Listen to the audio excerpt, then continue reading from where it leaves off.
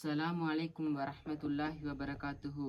நான் உங்கள் முன்னிலேயே நபி ஸல்லல்லாஹு அலைஹி வஸல்லம் அவர்களின் பிறப்பை பற்றி கூற முன்வந்துள்ளேன்.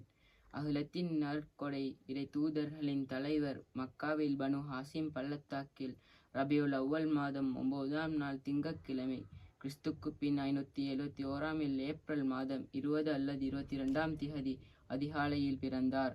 அது யானை சம்பவம் நடைபெற்ற முதலாவது ஆண்டு. மேலும் மனு ஷெர்வான் என்ற கிஸ்ராவின் ஆட்சி முடிவுக்கு வந்த 40ஆம் ஆண்டு. இக்கருத்தையை அறிஞர் முஹம்மது சுலைமான் உறுதிப்படுத்துகிறார். நபி ஸல்லல்லாஹு அலைஹி வஸல்லம் அவர்களின் பிறந்த போது அவர்களின் நுபுவத்திற்கு முன்னடியாக ஆமினாவின் உடலிருந்து ஒரு பேரறி வெளிப்பட்டது. அதன் பிரகாசத்தின் ஹாசிம் கோட்டைகள் ஒளிர்ந்தன. முசனத் அஹ்மது சுனன் நத்தாரமி இப்னு சஆத் தலாயினுல் நுபுவா. நபி ஸல்லல்லாஹு அலைஹி வஸல்லம் அவர்கள் கத்னா செய்யப்பட்ட நிலையிலேயே பிறந்தார்கள்.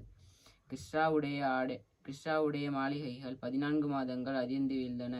பல்லாண்டு காலமாக மஜீசிகள் வணங்கி வந்த பிரமாண்டமான நெருப்பு கூண்டம் அணைந்துவிட்டு ஷாவா என்ற நீர் தடாகத்தை சுற்றியுள்ள கிறிஸ்துவ ஆலயங்கள் இடிந்து வீழ்ந்தன என்று கூறப்படும் இத்தகைய கூற்றுகளுக்கு உறுதியாக சான்றுகள் ஏதும் இல்லை. அந்த சமுதாயத்தவரும் தங்கள் வரலாறு நிகழ்வுகளில் இதை பற்றி குறிப்பிடவில்லை.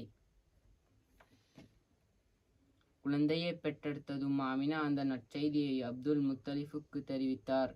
அவர் மகிழ்ச்சியுடன் தன் பேரரை கஅபாவுக்கு தூக்கிச் சென்று அல்லாஹுக்கு நன்றி செலுத்தி அவருக்காக பிரார்த்தித்தார். மேலும் அக்குழந்தைக்கு முஹம்மத் என பெயரிட்டார். அப்பெயர் அவருக்கு இதற்கு முன் சூட்டப்படவில்லை.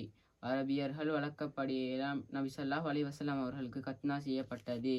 ஆமினாவிற்கு பிறகு ஒரு வாரம் கழித்து நபி ஸல்லல்லாஹு அலைஹி வஸல்லம் அவர்களுக்கு பாலூற்றிய முதல் பெண் அபூ லஹப் உடைய அடிமை பெண் சுலையா ஆவார். இத்ஹாபுல் வரா. அப்போது சுலையாவுக்கு மஸ்ரூ எனும் ஆண் குழந்தை பிறந்தது. நபி ஸல்லல்லாஹு அலைஹி வஸல்லம் அவர்களுக்கு முன் ஹம்ஜா அவர்களுக்கும் நபி ஸல்லல்லாஹு அலைஹி வஸல்லம் அவர்களுக்கு பிறகு அபு சமா அப்துல் வசதுக்கும் அவர் பாலூட்டி உள்ளார். இத்துடன் எனது உரையை முடித்துக் கொள்கிறேன். வசலாம்.